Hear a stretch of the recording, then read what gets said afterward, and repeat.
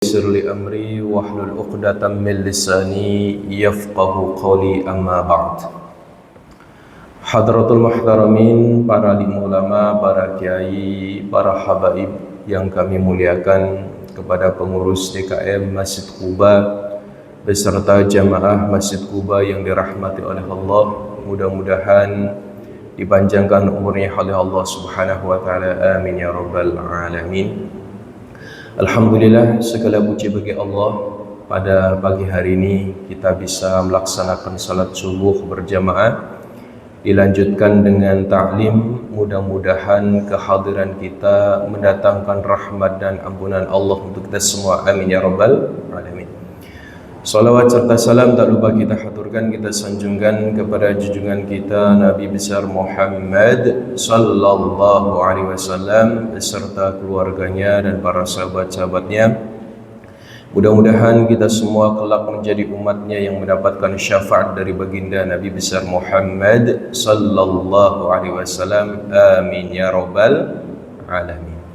Baiklah para bapak, ibu jamaah Masjid Quba yang dirahmati oleh Allah, hari ini kita melanjutkan kembali pada kajian kitab Al-Kabair yang dikarang oleh Al-Imam Syamsuddin Al-Zahabi. Dan hari ini tema yang akan kita pelajari yaitu tentang Ghisyul Imam Ar-Ra'iyah wa Sulhu Lahum. Itu dosa besar seorang pemimpin yang menipu, mendolimi rakyatnya, ya. Jadi ini merupakan salah satu dosa yang harus kita perhatikan betul, Pak, ya.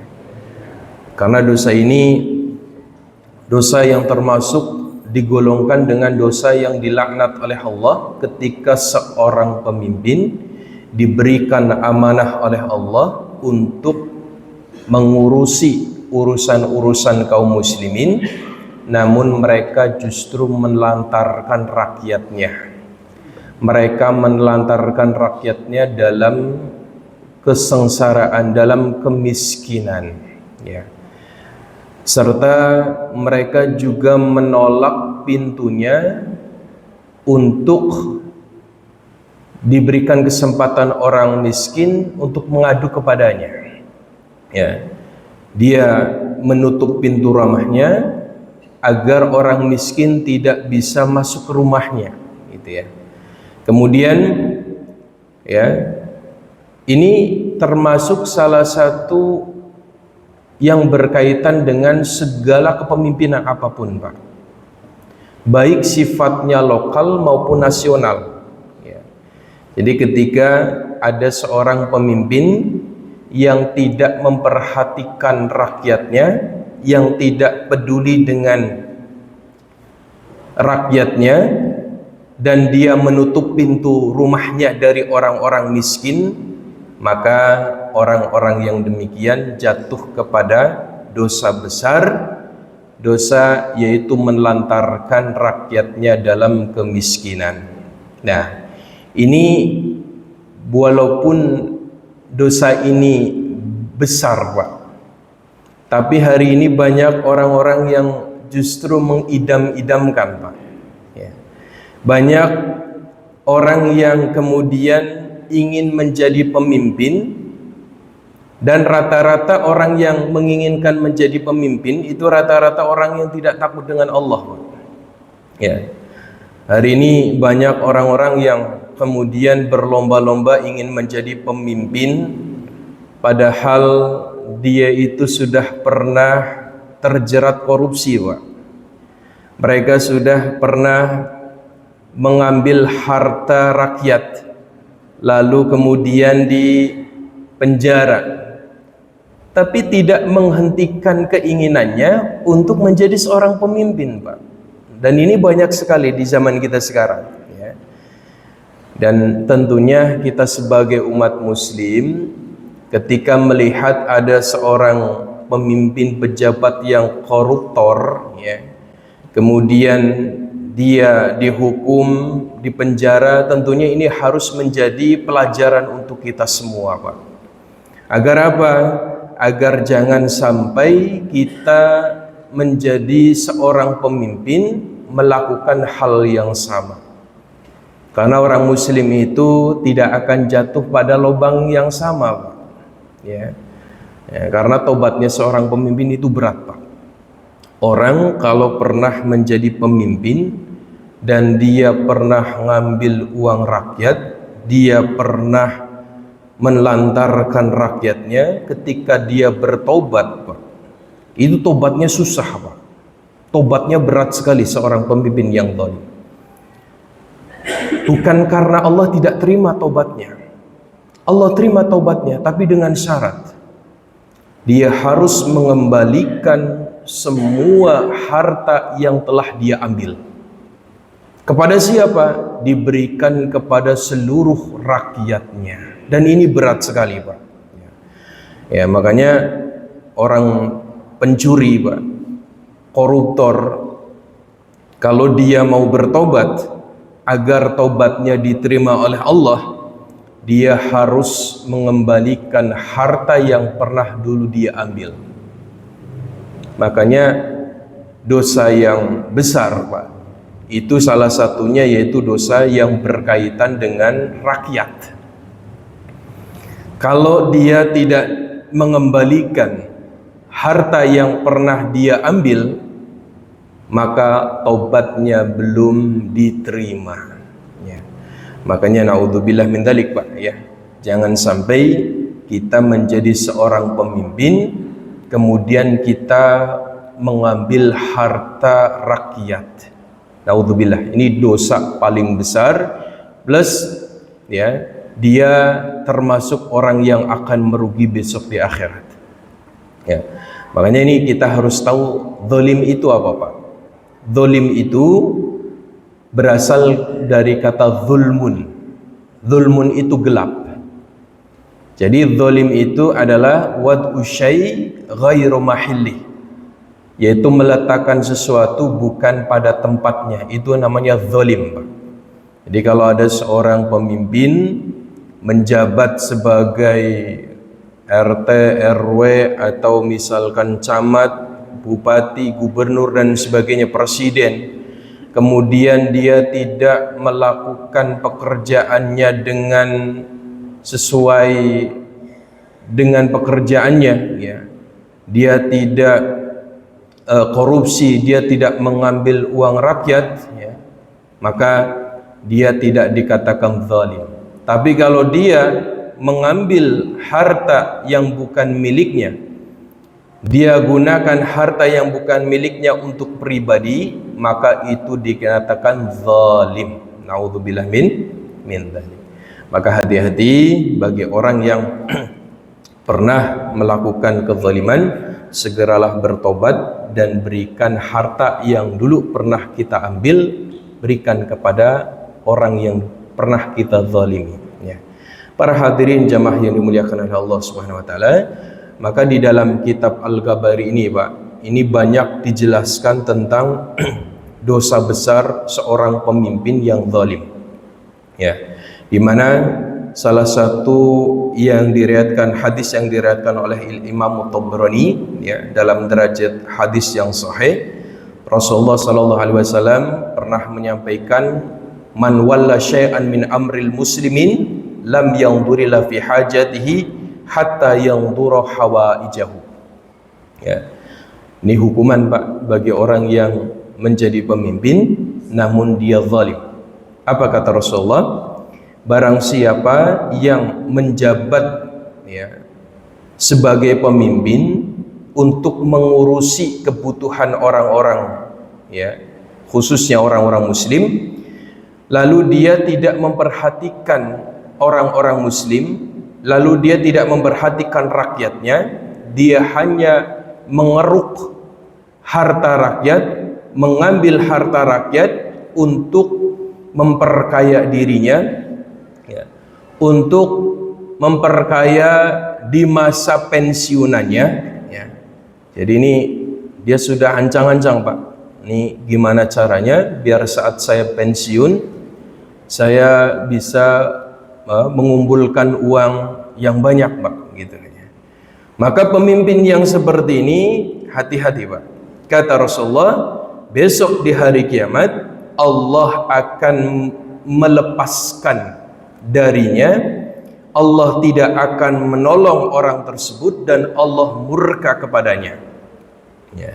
Jadi pemimpin-pemimpin yang gayanya seperti ini Pak, di saat dia menjabat, dia mengambil harta, dia korupsi, dia menzalimi rakyatnya, tidak pernah mendengarkan keluh kesah dari rakyatnya, ya, maka hati-hati, ya, besok di akhirat Allah tidak akan berikan rahmat untuknya.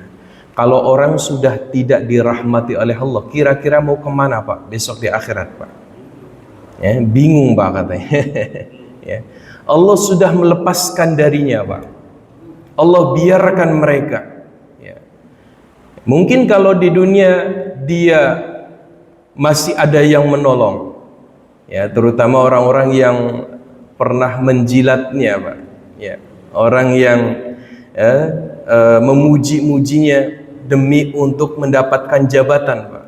Kalau di dunia mungkin bisa, tapi kalau besok di akhirat tidak ada kesempatan yang Allah berikan kepadanya untuk Allah rahmatinya. Naudzubillah min dzalik. Maka hati-hati dari perbuatan ini, ya. Makanya suatu ketika pernah terjadi di zaman Muawiyah bin Abi Sufyan, ya.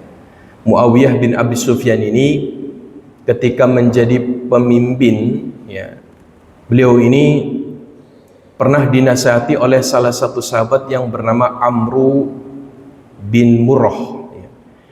Ketika itu dalam nasihatnya Amr bin Murrah mengatakan, sami'tu Rasulullah sallallahu alaihi wasallam man wallahu Allahu syai'an min amril muslimin fahtajaba duna hajati wa khalati wa faqrihi. Jadi Muawiyah ini ketika menjadi pemimpin Pak, setelah selesainya masa kepemimpinan Khulafaur Rasyidin, ya. Kemudian Muawiyah menjabat seorang pemimpin, ya. Di saat dia menjabat jadi pemimpin, ya, Amr bin Murrah ini memberikan nasihat, "Hai Muawiyah, hati-hati. Jangan engkau bangga dengan jabatanmu. Jangan engkau senang dengan kekayaanmu. Hati-hati," katanya. Karena Rasulullah pernah mengatakan, barang siapa yang diberikan kesempatan oleh Allah untuk memimpin, untuk mengurus urusan kaum muslimin, lalu dia tidak mengurusi keperluan mereka, maka besok Allah akan menutup pintu rahmatnya dari orang tersebut, ya. Ya, jadi ini nasihat ini sangat dalam sekali Pak, ya. Di saat Muawiyah mendengarkan nasihat itu, beliau langsung Pak ketakutan. Ketika beliau ketakutan, beliau hari-harinya tidak bisa tidur kecuali memikirkan rakyatnya Pak. Ini Muawiyah bin Abi Sufyan, ya.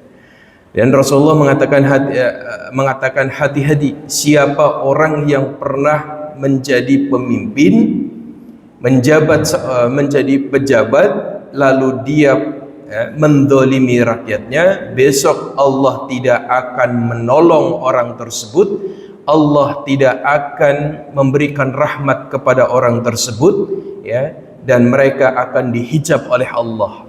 Allah akan menutup dirinya dari orang tersebut, sebagaimana dia menutup dirinya dari orang-orang fakir miskin, ya.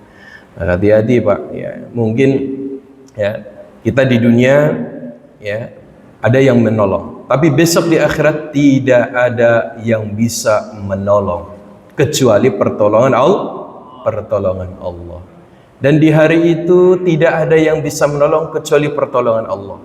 Anak istri kita, harta kita, semua yang kita miliki di dunia ini tidak akan bisa menebus dosa kita di akhirat. Yauma la yanfa'u malu wala banun illa man atallaha biqalbin salim, kata Allah. Kecuali orang yang bahwasanya kata Allah, harta, istri, kekayaan, yang kita miliki tidak bisa menolong kita besok di akhirat kecuali amal kebaikan kita, kecuali pertolongan kita atau kekuatan kita untuk menolong orang-orang fakir miskin, ya. Nah, makanya hati-hati Pak, ya. Makanya di saat itu ketika Muawiyah menjadi seorang pemimpin, beliau ketakutan dan setiap harinya tidak pernah, ya, tidur Pak, gara-gara mikirin rakyatnya. Ini dulu Pak, ya. Masya Allah, ya. Maka dalam hadis lain juga Rasulullah mengatakan apa? Ma min imamin yaghliqu babahu duna hajati wa khalatu banasi wa illa aghlaqallahu abwabahu duna khalatu hajati. Awas, hati-hati. Barang siapa yang menjadi pemimpin lalu dia menutup pintu rumahnya dari kebutuhan orang-orang miskin, kecuali Allah akan tutup pintu langit untuknya. Ini maksudnya apa Pak? Artinya Allah tidak akan turun rahmat, Allah tidak akan turunkan rahmat bagi orang yang menjadi pemimpin dan dia menyengsarakan rakyatnya. Naudzubillah min dzalik, ya. Tapi ternyata Pak, hari ini banyak pemimpin yang ketika semakin zalim, semakin merajalela memiskinkan rakyatnya, tapi justru mereka semakin kaya Pak, ya. Kenapa mereka semakin zalim, semakin bertambah periodenya Pak, ya. Semakin zalim, semakin rumahnya makin besar Pak, ya. Katanya Allah mengatakan orang yang tidak mengurusi urusan kaum muslimin maka Allah akan tutup rahmat dari langit. Ini maksudnya apa Pak? Ya, bahwa bukan Allah tidak tahu Pak, Allah tahu. Tapi orang-orang yang demikian Allah sengaja istidrajkan Pak. Sanastadrijuhum min haitsu la ya'lamun. Maka pemimpin yang zalim menyengsarakan rakyatnya, hidupnya semakin kaya, umurnya panjang Pak, hartanya semakin kaya. Ini bukan Allah tidak memperhatikan mereka Pak. Justru Allah melihat mereka dan Allah berikan istidraj untuk mereka. Jadi istidraj itu Pak, Allah mengulur-ulur waktu taubatnya Pak. Jadi sebelum datang ajalnya, Allah jadikan mereka mati dalam keadaan su'il khatimah.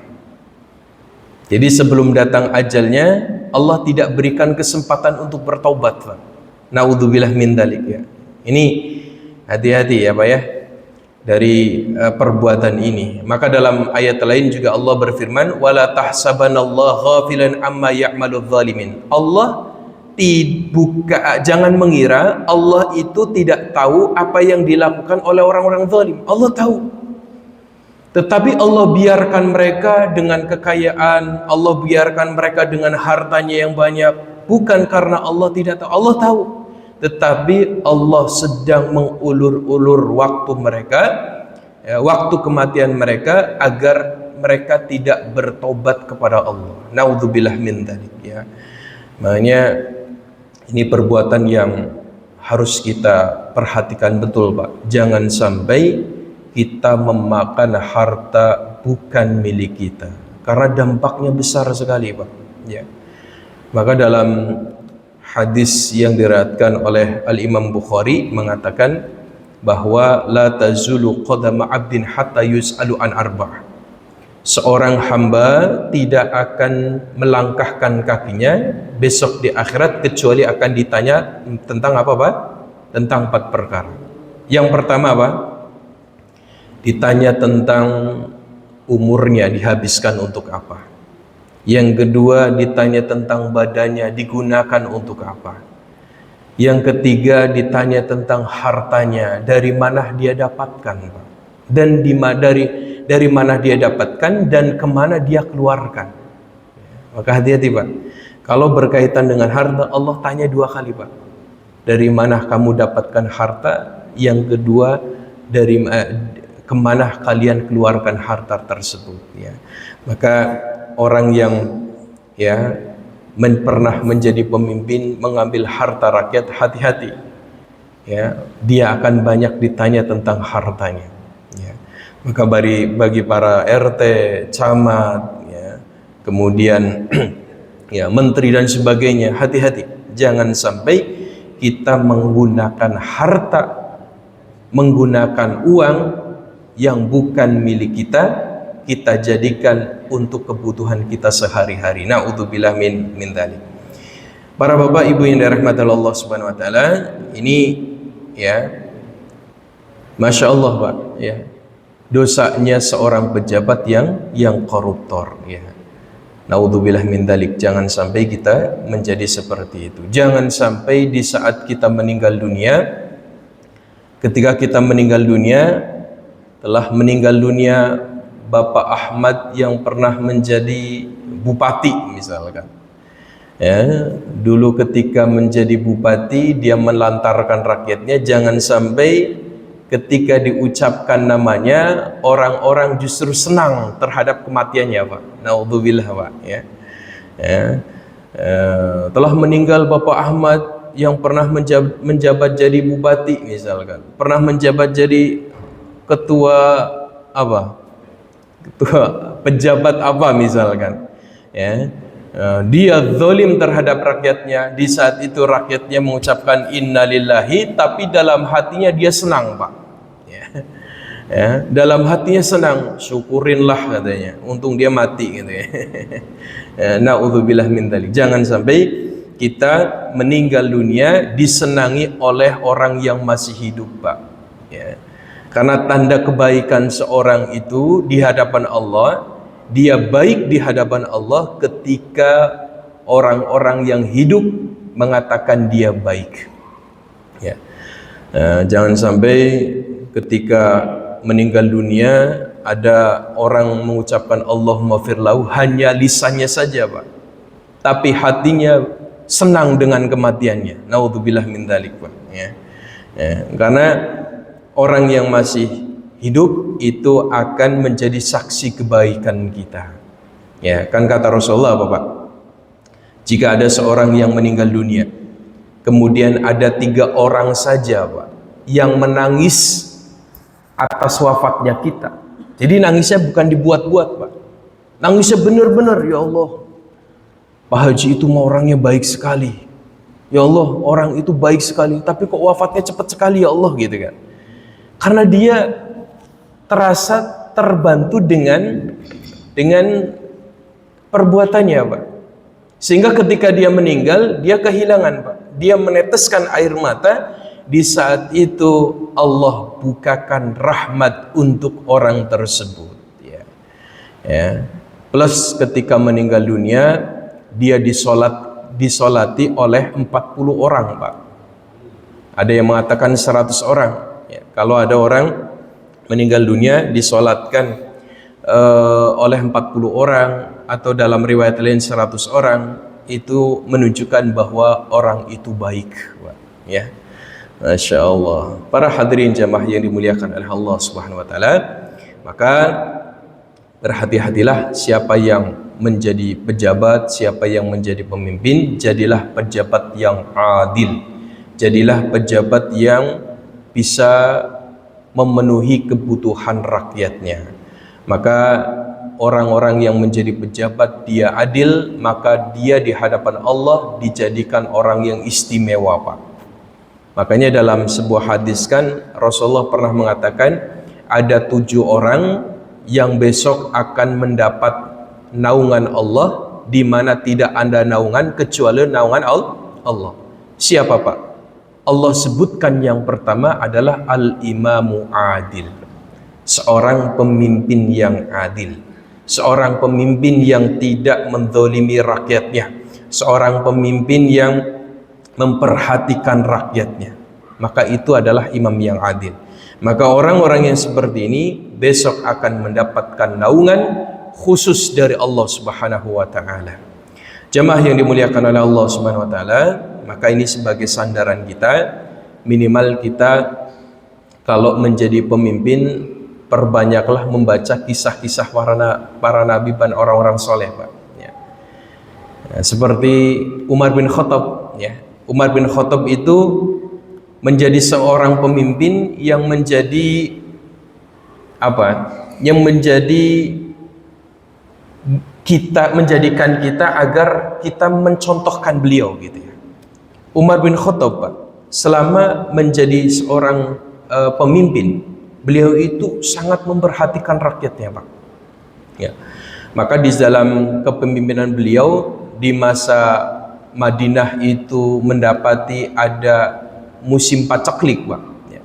Jadi rakyatnya dalam keadaan miskin, Pak, dan mereka tidak bisa makan gara-gara nggak ada makanan, Pak. Ya. Dan suatu ketika Umar bin Khattab ini melihat rakyatnya yang tidak bisa makan gitu ya, karena tidak ada makanan, beliau setiap harinya itu menyuruh ajudannya untuk memotong onta 10 onta, Pak, dari uang pribadinya, Pak. Ya, 10 onta tiap hari dipotong itu dari uang pribadinya. Ya. Itu seorang Umar bin Khattab, Pak. Nah, suatu ketika ajudannya memotong onta tersebut, Umar bin Khattab kemudian dimasakkan dari punuk onta dan hati onta yang beliau sukai. Jadi Umar bin Khattab itu paling suka, Pak, punuk onta dan hati onta. Itu makanan yang favorit, makanan kesukaan beliau gitu ya. Nah, suatu ketika ajudannya memasak dari hewan yang dia potong, dia sediakan kepada Umar bin Khattab. Umar bin Khattab mengatakan, "Apa ini?" katanya. Pas dibuka, "Apa ini?" "Ini adalah punuk onta dan daging hati onta yang kau sukai, wahai Umar." Ya. Dan di saat itu Umar bin Khattab mengatakan, "Waihak, celaka kamu. Kenapa engkau berikan saya daging sedangkan rakyatku diberikan tulang?" katanya. "Saya tidak mau makan daging ini. Silakan kamu bagi kepada rakyatku." Masya Allah, Pak. Luar biasa sekali, Pak. Ini cerminan seorang pemimpin yang begitu memperhatikan rakyatnya, Pak. Lalu apa yang terjadi, Pak? Umar bin Khattab meminta untuk diambilkan roti dan samin, yaitu roti dan minyak, Pak. Jadi selama paceklik itu beliau kalau makan tuh cuma roti dan minyak doang, Pak. Mungkin kalau kita sekarang nasi dengan garam saja, Pak. Masya Allah, ini pemimpin, Pak. Ya, dia memakanannya itu aja, Pak. Masya Allah. Nah, ketika Umar bin Khattab ya sebagai pemimpin, dan di saat itulah kemudian Allah memberikan keberkahan sehingga banyak kemudian makanan-makanan yang berdatangan dari luar datang ke Madinah. Maka itulah salah satu agar menarik rahmat Allah dengan cara apa? Dengan cara seorang pemimpin yang rela berkorban demi rakyatnya. Ya. Nah, juga dulu ada, Pak, pernah ada kisahnya, yaitu Sa'id bin Umair. Ya. Sa'id bin Umair ini pernah diutus oleh Umar bin Khattab menjadi seorang bupati di Hamas, Pak. Ya. Menjadi seorang bupati di Hamas. Ya. Di saat itu Hamas itu dilanda dengan paceklik, sehingga rakyat-rakyat dari Hamas itu datang ke Umar bin Khattab menceritakan kondisi orang-orang di Hamas gitu ya. Di saat itu Umar bin Khattab mengatakan, "Kalau begitu tolong tulis, catat nama-nama orang yang miskin dari penduduk Hamas." Ketika dicatat, Pak, ternyata ada salah satu nama yang bernama Sa'id bin Umair, Pak. Nah, ini bupatinya, Pak. Akhirnya Umar bin Khattab bilang, "Ini siapa ini? Sa'id bin Umair siapa?" katanya. "Ini pemimpin kita," kata rakyat Hamas. "Loh, kok bisa dia dicantumkan dengan daftar nama-nama orang miskin?" Akhirnya dia bilang, "Wahai Amir Mukminin, Umar bin Khattab, dia juga sama, miskin seperti saya, seperti kita-kita," katanya. "Dia makan apa yang kita makan." Masya Allah, Pak. Ya. Dia tidak punya uang, kita pun tidak punya uang, Pak. Ini bupati, Pak. Ya, bupati miskin, Pak. Masya Allah. Nah, ketika itu Umar bin Khattab langsung nangis, Pak. mendengar ada seorang pejabat yang miskin, ya, dia tidak makan kecuali apa yang dimakan oleh rakyatnya, Pak. Nah, suatu ketika Umar bin Khattab mengirimkan beberapa makanan dari Baitul Mal, ya, untuk diberikan kepada penduduk Hamas gitu ya. Dan di saat itu Umar bin Khattab memberikan uang 1000 dinar, Pak. Kalau sekarang mungkin 100 juta kali ya. Dikasihkan ke ajudannya Amr bin Murrah, ya. Ini kamu kasihkan uang ini kepada pemimpin kamu. Ketika sampai ke seorang Sa'id bin Amr, uang itu dibuka, dia bilang, "Ini dari siapa?" "Ini dari Umar bin Khattab." Beliau langsung mengucapkan inna lillahi wa inna ilaihi rajiun, Pak. Bupati dikasih uang dari presiden, ya, dia mengucapkan inna lillahi wa inna ilaihi rajiun, Pak. Kata beliau, apa ini? Masya Allah. Akhirnya beliau datang ke istrinya dengan keadaan nangis, Pak, dan dia mengucapkan inna lillahi wa inna ilaihi rajiun gitu ya. Sampai istrinya bilang, ada apa wahai suamiku? Apakah Umar bin Khattab meninggal dunia? Katanya. Kata Said bilang, ini justru lebih besar daripada itu, katanya. Apa? Umar bin Khattab telah memberikan uang kepada kita 1000 dinar, katanya. Ya, kalau sekarang mungkin 100 juta gitu ya. Ini musibah bagi kita, katanya. Saya nggak mau hatiku diselimuti dengan dunia gitu. Jangan sampai hatiku disenangkan oleh dunia. Dan di saat itu apa, Pak? Suaminya Sa'id bin Umair bilang ke istrinya, tolong buatkan amplop, 1000 amplop, kasihkan uang 1000 dinar ini kepada seluruh rakyatku, katanya. Masya Allah, Pak. Dia jadi miskin, Pak. Masya Allah. Ini Sa'id bin Umair, ya. Ketika itu istrinya membuat amplop diberikan kepada rakyatnya yang miskin. Masya Allah. Sampai beliau wafat jadi bupati termiskin, Pak. Ya Allah, Masya Allah. Ini luar biasa sekali, Pak, ya. Makanya suatu negara,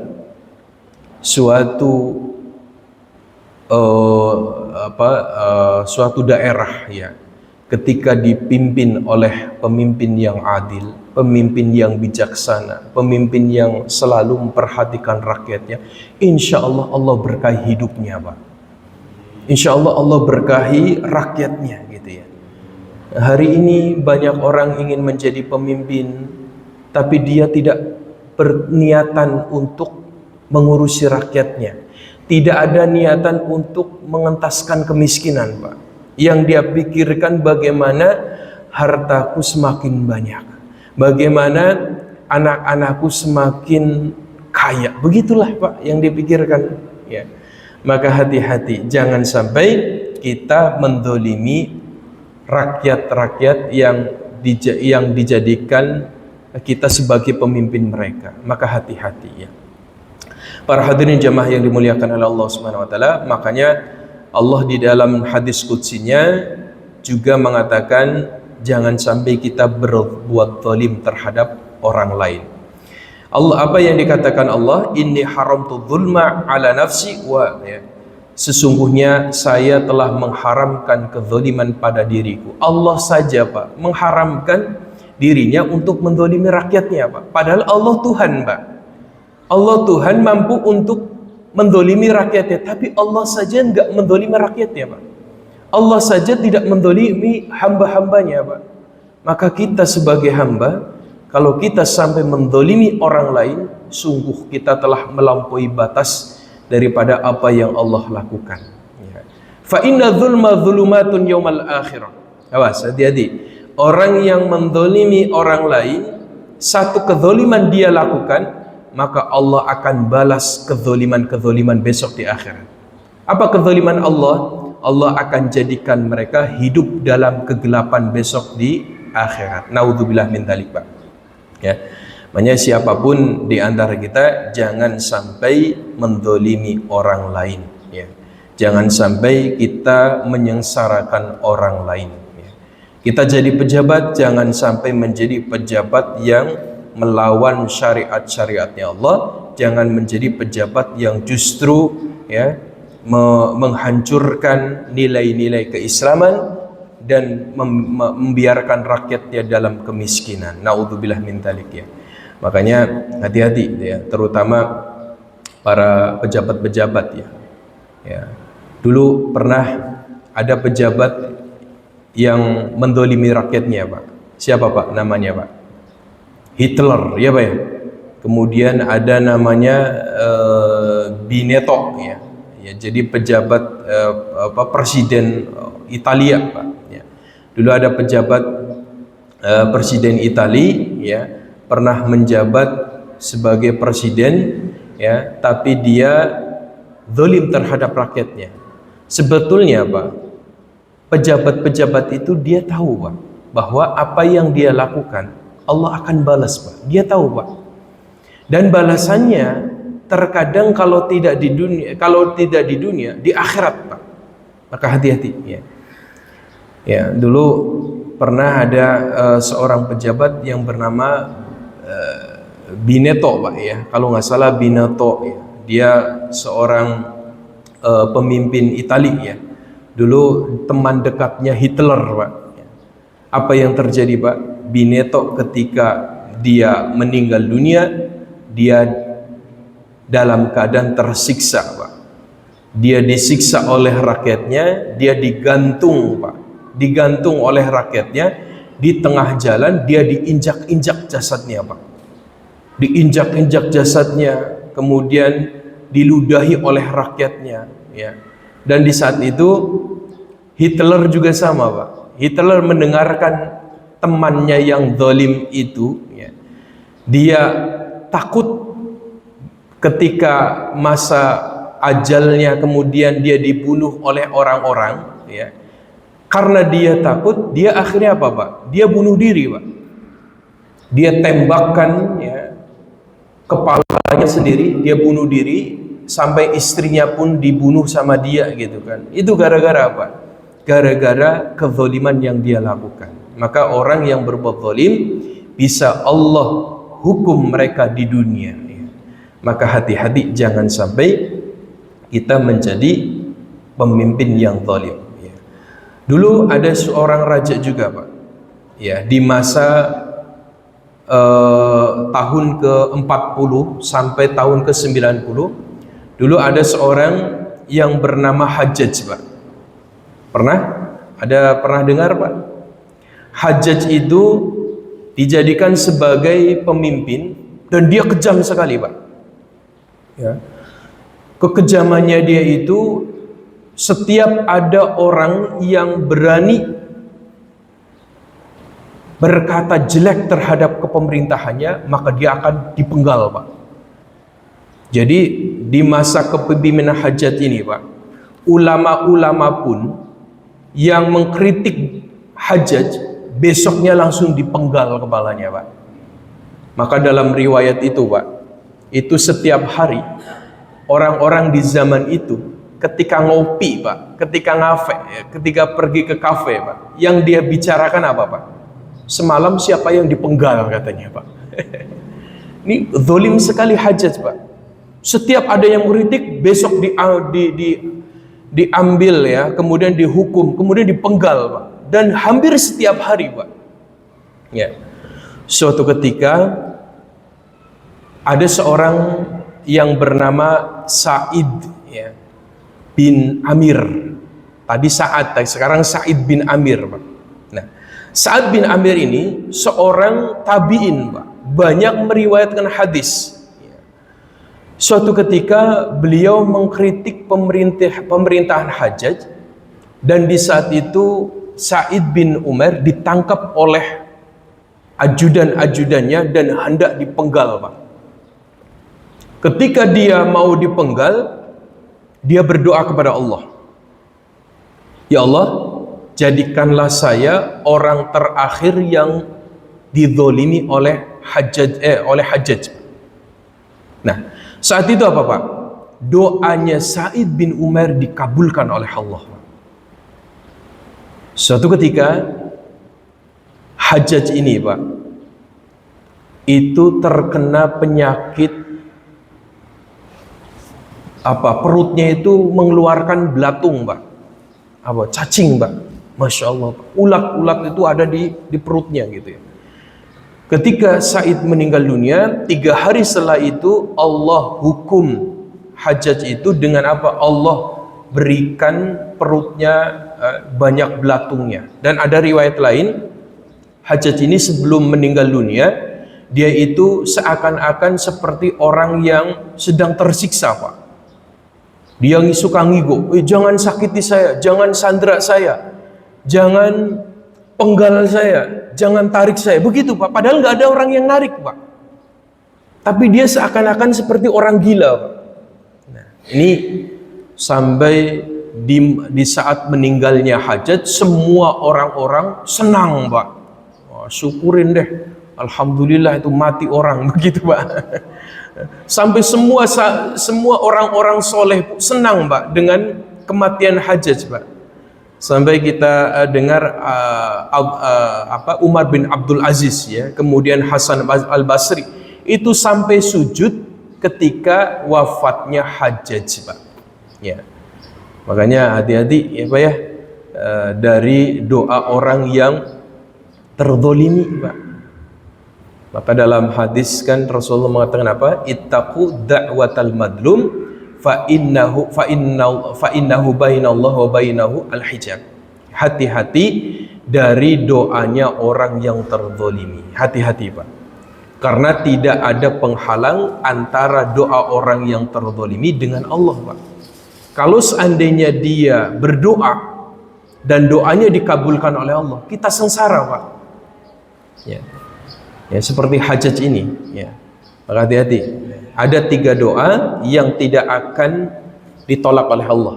Salah satunya itu doa orang yang terzalimi. Maka kita pun jangan sampai menyakiti orang, jangan sampai kita menzalimi orang, Pak. Hati-hati. Walaupun dia seorang kafir, Pak. Jangan sampai kita zalimi, Pak. Walaupun dia orang kafir. Ya. Maka suatu ketika di zaman Umar bin Khattab ya, pernah ada kejadian di Mesir ya, yaitu Sufyan ya, siapa namanya, menjadi pemimpin di Mesir, yaitu temannya Khalid bin Walid ya, yaitu Amr bin As ya. Ketika Amr bin As menjabat sebagai presiden di Mesir, suatu ketika pernah ada pelebaran masjid, Pak. Di sana ada masjid namanya Masjid Amr bin As ya. Beliau melihat semakin banyaknya orang muslim, akhirnya beliau memutuskan harus diperluas masjid itu. Suatu ketika beliau menghitung-hitung panjangnya sekian, lebarnya sekian gitu. Setelah ditentukan, ternyata dia mendapati ada satu rumah yang akan digusur, yang tanahnya akan dijadikan sebagai area masjid. Orang non muslim itu ya, dia kemudian tidak terima tanahnya digusur, Pak. Akhirnya dia bilang, kamu jangan zalimi saya, hati-hati kalau kamu zalimin saya. Ini orang ibu-ibu tua, nenek-nenek tua ini, Pak, langsung mengancam Amr bin As, Pak. Ketika itu ibu itu datang ke Mekah, ke Madinah untuk menemui Umar bin Khattab. Dia bilang, wahai Umar bin Khattab, yang saya tahu Islam itu agamanya yang adil. Islam itu adil, pemimpinnya adil. Kenapa ada seorang Amr bin As, dia menzalimiku, katanya. Saya tidak terima dengan ini. Suatu ketika Umar bin Khattab menulis ya, surat ya, suratnya tapi suratnya hanya tulisannya Bismillahirrahmanirrahim min Umar bin Khattab, Pak.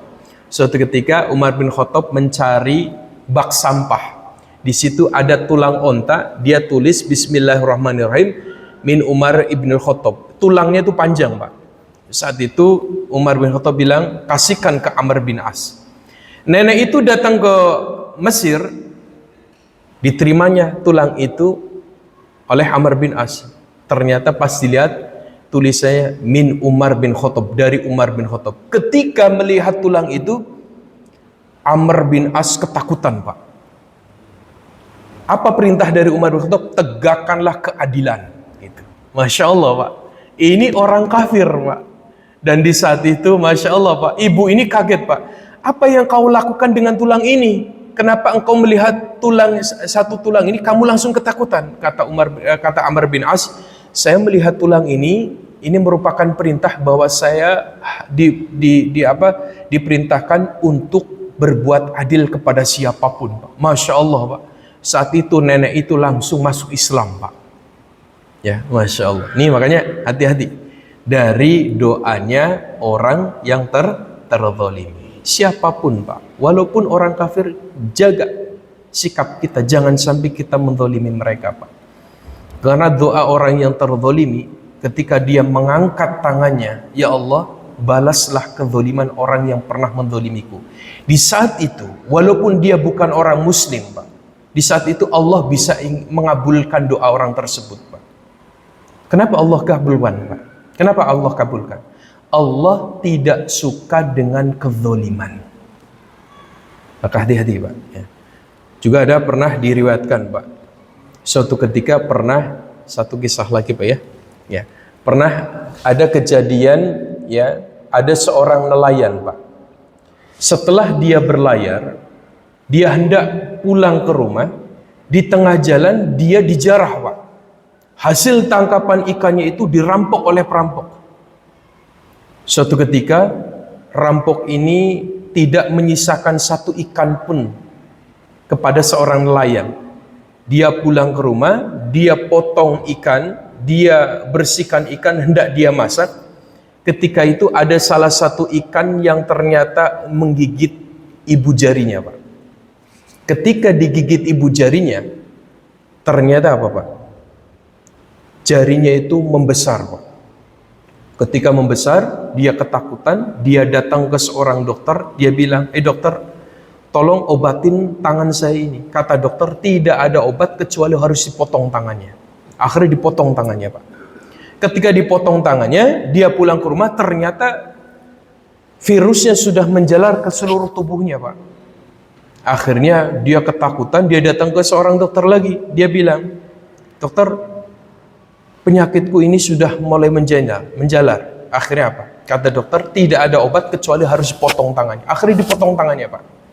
Ketika dipotong tangannya, ternyata virusnya itu masuk ke seluruh tubuhnya. Dan saat itu apa? Dia ketakutan, dia datang ke dokter lagi. Kebetulan dokter itu seorang ulama Pak. Dia bilang, penyakitmu ini penyakit langka. Bisa jadi penyakitmu ini Allah datangkan karena kezalimanmu. Akhirnya apa? Dia langsung datang, dia dibilang, coba kamu ingat-ingat siapa yang pernah engkau zalimi.